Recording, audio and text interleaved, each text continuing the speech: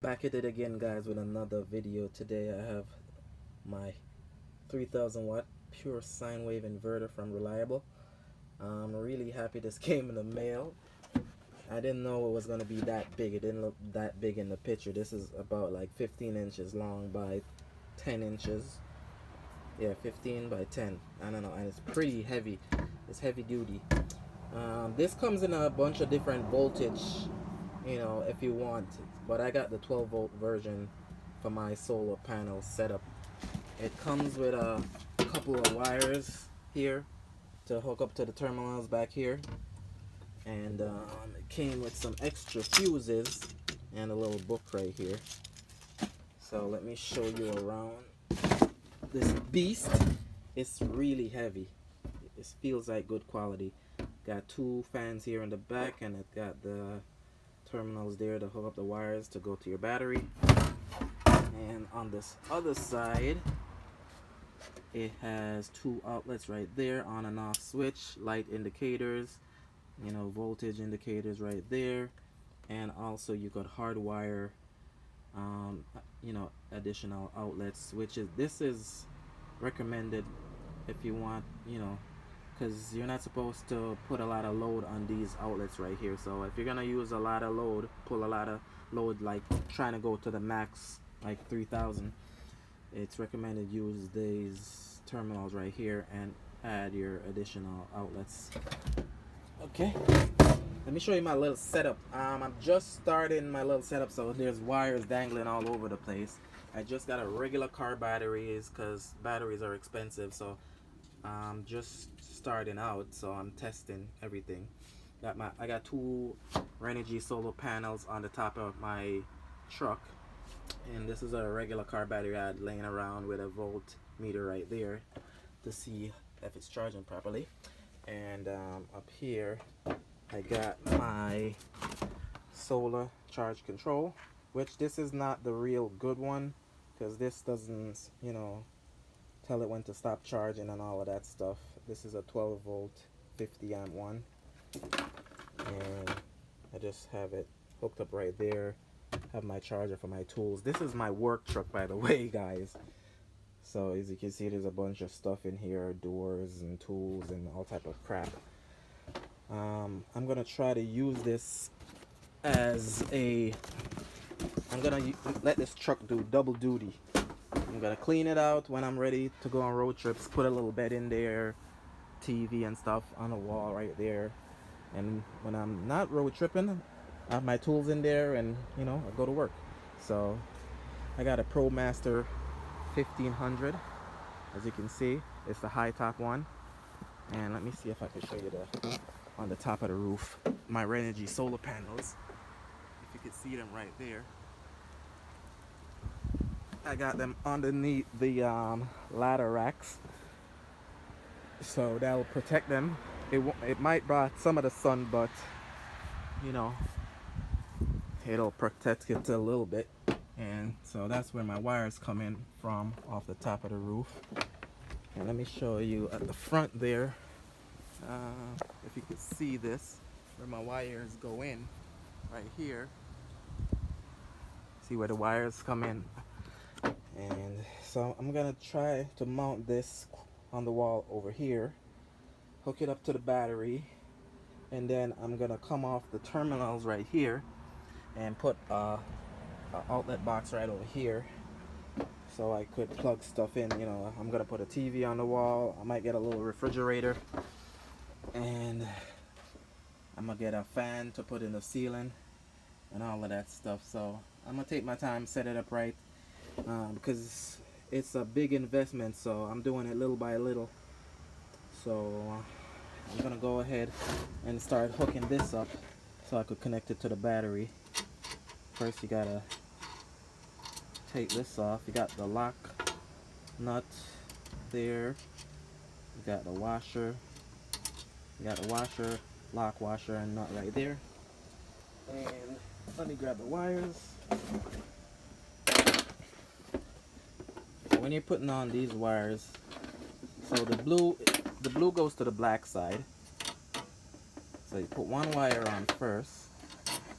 Let me put this camera down. stand up by itself, so I could show you how to do the sun. Don't fall. Come on. Alright, so you put one wire on first, then you grab the other wire. Don't let them sit like this where that space is in the middle. You gotta put one up and one down so it sits flat, like so. And then once you got that, slide your regular washer on, put your block washer on, grab your nut and put your nut on. Come on. Grab your tool, tighten them up. Make sure this wire is not lined up. If it's lined up, it's gonna not lay flat. So you gotta let it kind of sit like this. One's going that way, one's going that way.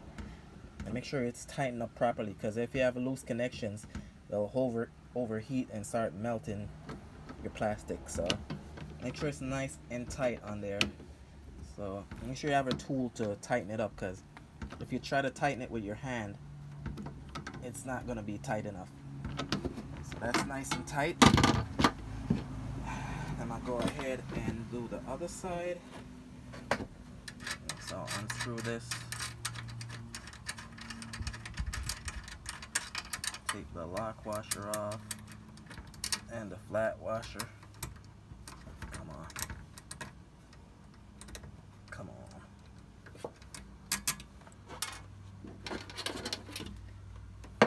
Slide your wires on. Slide the other one on. Flat washer first, then lock washer, then your nut.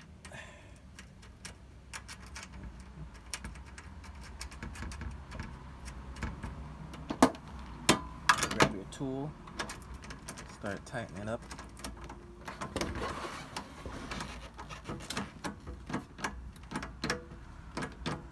Nice and tight.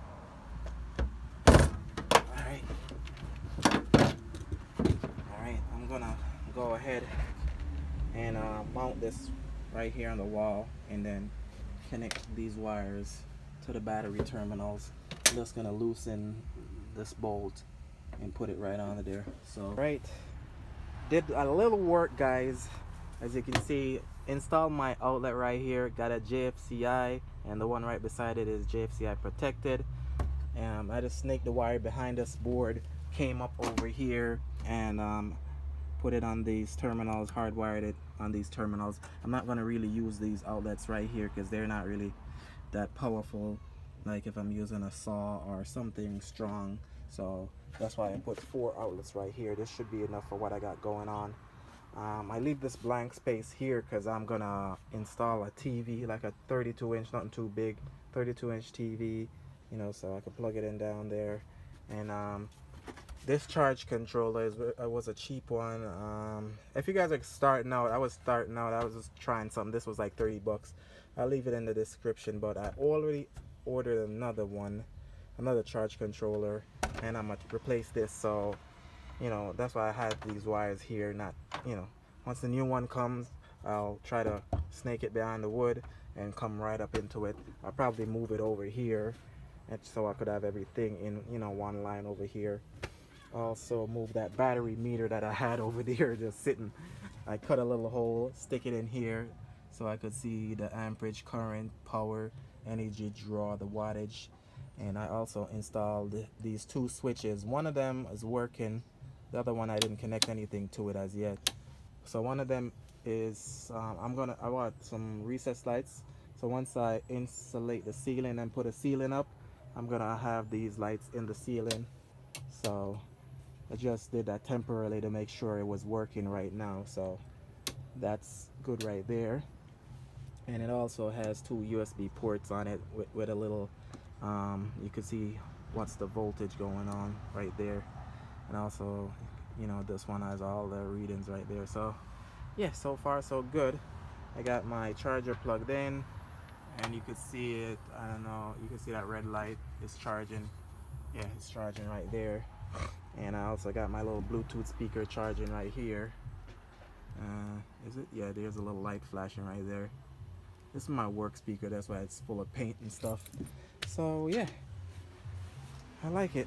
I might paint this wood, I might leave it like that, but like I said, I'm gonna put a flat screen TV right there, and I'm gonna put a frame around it and put a piece of plexiglass over it, so when I'm carrying stuff in the air, if something hits against it, it hits the plexiglass and it doesn't break. So like I said, I'm gonna use this van for double duty. I'm using it for my work truck with all my crap in here, ladder, everything. And when I'm going on a road trip, I might just put a futon bed in here. So in the daytime, I could flip it up, use it as a couch, and then at night, put it down, use it as a bed. And I'm gonna get a little 12-volt refrigerator, so I could plug it in right here. So 12-volt fridge right at the bottom here, TV above, and hit the road. It's not gonna be real fancy. I'm also gonna order a fan. I'm gonna cut a hole in the top right there and order a fan and put it in. But like I said, I'm doing it little by little, because all this stuff, if you buy it all at once, it's gonna cost some money. So I'm doing it little by little. This power inverter, I got a 3000 watt. I'm gonna leave it in the description, like I said. Yeah, that was a good buy. And then I'm gonna clean out that section down there and make a little box area for my batteries. I'm gonna get a couple batteries, probably 3 or 4 batteries in that section, so I could power everything. I don't have to worry about the refrigerator going out, or the TV, or my fan, or whatever I got going on. A couple of batteries on it there should be good, but that's the next big investment, the batteries. So like I said, little by little, just keep following me, like, subscribe, and share, and I'll see you guys in the next one. Peace.